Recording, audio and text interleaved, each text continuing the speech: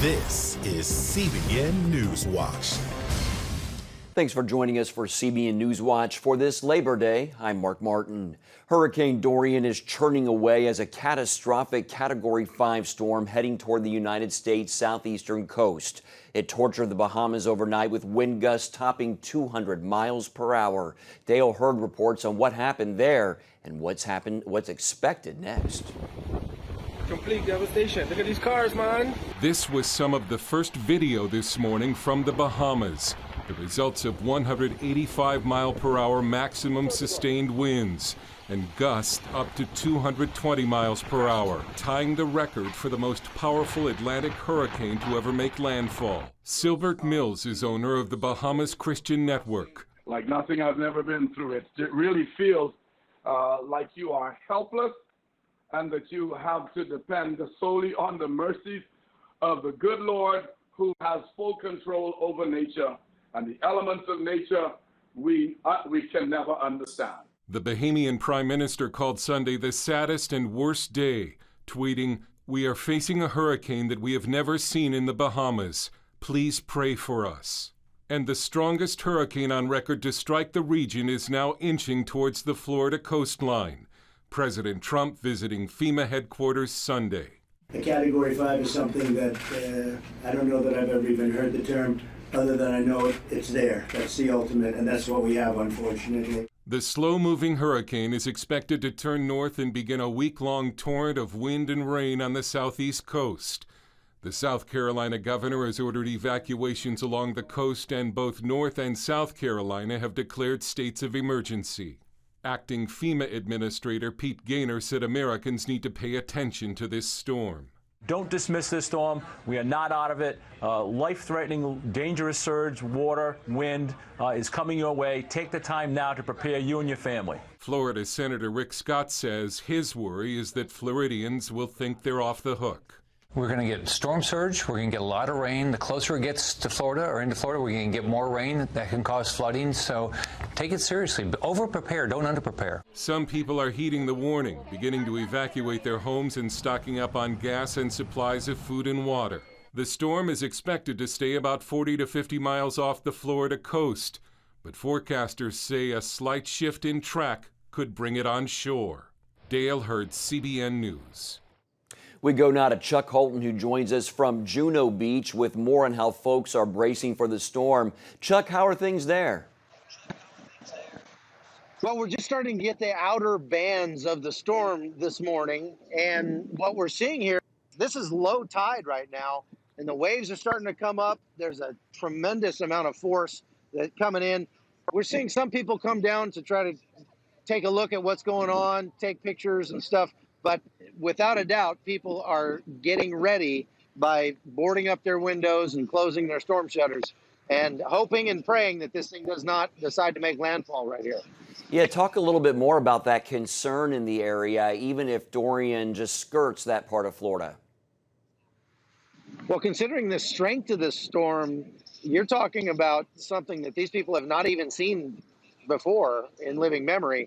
And so they're not really sure what to expect from that. Everybody, they have had lots of hurricanes here, and they are, prepared as much as they can be. But even this morning, there are some gas stations that are still open, some stores that are still open. But I'm sure that will change here as the day goes on. What else are you hearing there, Chuck?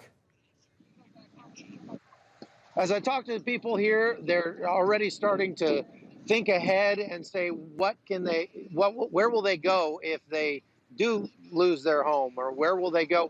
Where are the closest shelters? And some of the churches and security teams at these churches are making preparations to start to take people in if that's necessary.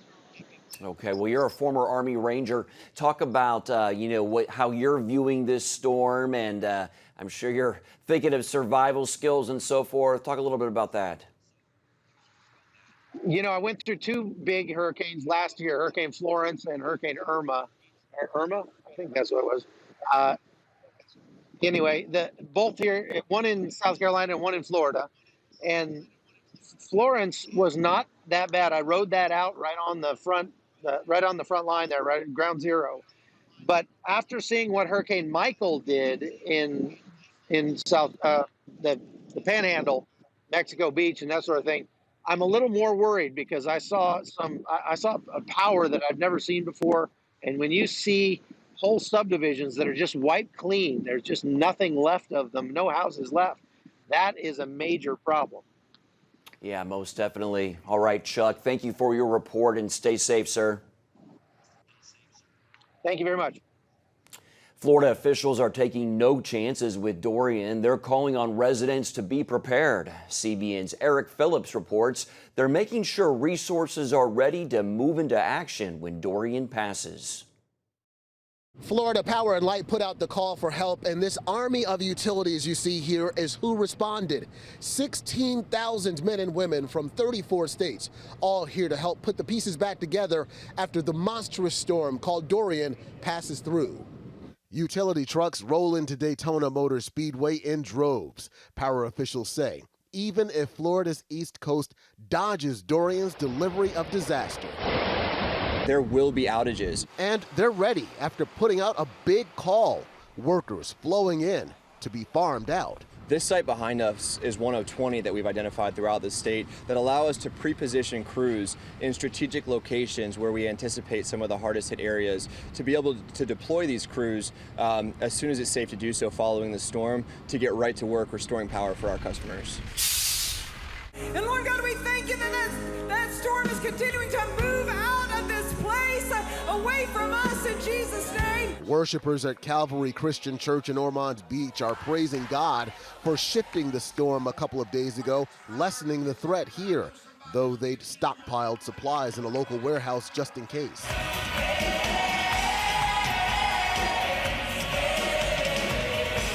With forecasters still tracking a few different paths for the storm, the faithful are looking for another move of God to influence Dorian's decision.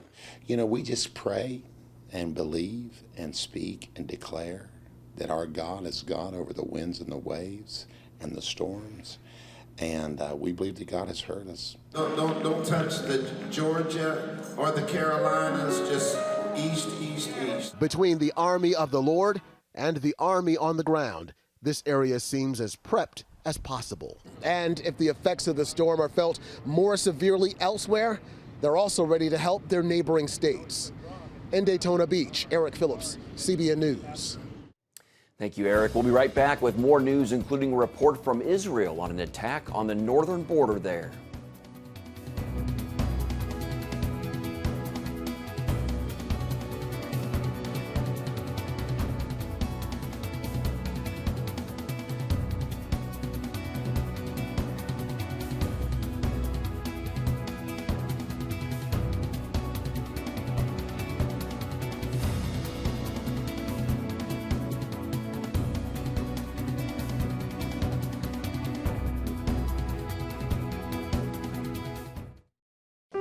Life.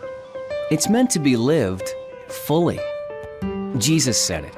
I came to give you life. Life to the fullest. Life in your family. Life in your finances. Life in your body, mind, and spirit. Life in your everyday. At CBN.com, we're taking what Jesus said seriously. We're here to help you discover life. Life. Live it fully. CBN.com. Want to be a part of a community that inspires your spiritual growth while winning prizes? The all-new MyCBN app. Connect with the community for prayer and encouragement. Track and set spiritual goals. Enjoy conversation starters with friends and family. And collect points to win prizes. The all-new MyCBN app. A great place to belong. Download the app at cbn.com/mobile. Grow, connect, have fun. The all-new MyCBN app.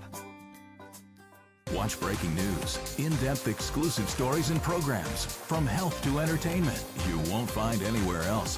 The CBN News Channel, a perspective you can trust. Enjoy credible news reporting from around the world. Discover inspiring programs and stories of hope, all in one place, from a Christian perspective. The CBN News Channel, a perspective you can trust. Check your local listings or visit cbnnewschannel.com. Come home to the sounds of Southern Gospel from CBN Radio. You'll enjoy a rich Southern blend of bluegrass, classic gospel, and Southern gospel favorites like the Gaithers, the Crab Family, and bluegrass sounds like Mountain Faith. So make yourself at home with the all-new CBN Southern Gospel. Now available at cbnradio.com.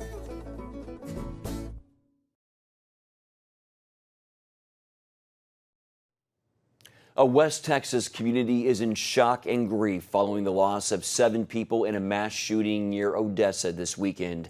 It began when police pulled over the suspect for a traffic stop. Police say he opened fire, wounding 1 officer and sped away. At one point, the suspect, 36-year-old Seth Ader, stole a postal service van and killed the driver, then randomly fired on people in his path. It ended with Ader crashing the van into a police car. He was killed in a shootout with officers. He reportedly lost his job earlier that day. A 17-month-old baby girl was among the wounded and is expected to make a full recovery. The Chinese state media warns the end is coming for those attempting to disrupt Hong Kong and antagonize China.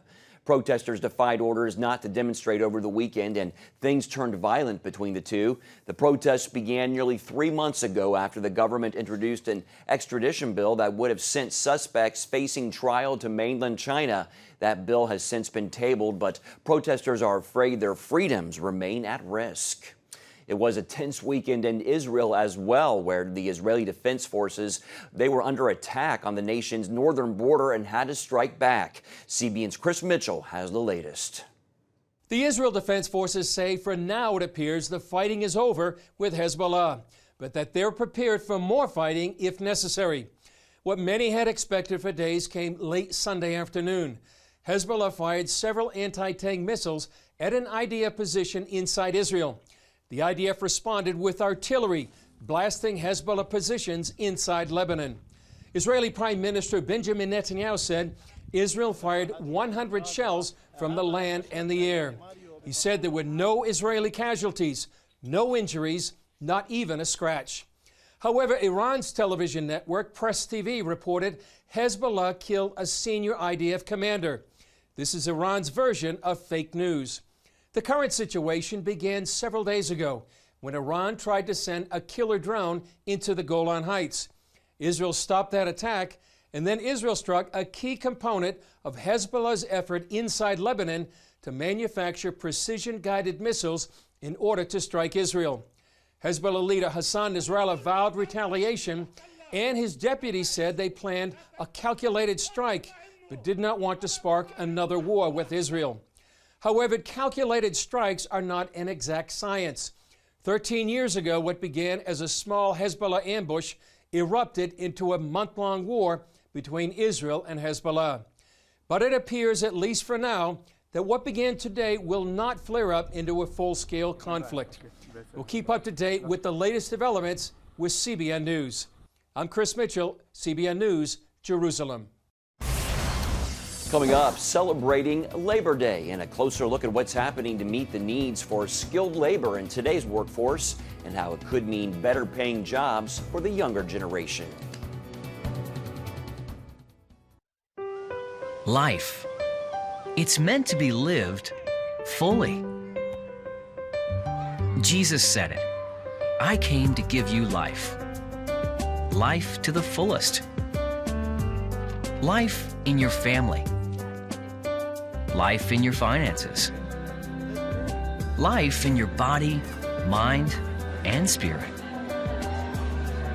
Life in your everyday.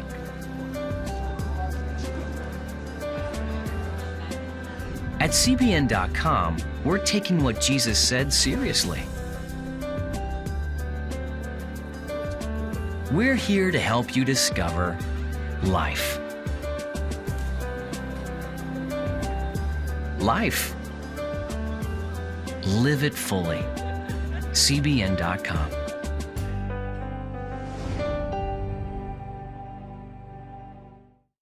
On October 1st, 1961, history was made when a tiny station began transmitting the first signals of the Christian Broadcasting Network. CBN, the Christian Broadcasting Network. And now, A new era has begun with the all-new CBN News Channel. Just moments ago, the Iron Dome intercepted an incoming rocket right on the Gaza border. Administering in this area, spiritual warfare is definitely involved. A 24/7 news network, bringing you the news you want from a source you can trust. In Kenya, 40% of the medical services are actually provided by these Christian hospitals. Let's talk about the economy. Believers here are joining together to win people to Jesus Christ. All your favorite shows now in one place. Go to cbnnewschannel.com to find out how to get the CBN News Channel on your TV all day, every day. CBN News. We celebrate America's workforce this Labor Day holiday, but one reality for the nation is that our skilled labor is shrinking. Fewer people are equipped for doing what are often called blue-collar jobs. Now companies and schools are finding new ways to solve the problem and fill the void. Pursuing a traditional college degree isn't for everyone, especially these days. We each have our own set of interests, our own set of skills, and a different set of drivers in regards to what makes us happy and what makes us feel fulfilled. Taking that path can also help our nation's economy. National estimates indicate that over the next 10 years, nearly 3.5 million manufacturing jobs will probably be needed. But get this, 2 million of those may remain unfilled because of a skills gap. It's a global issue that we're seeing.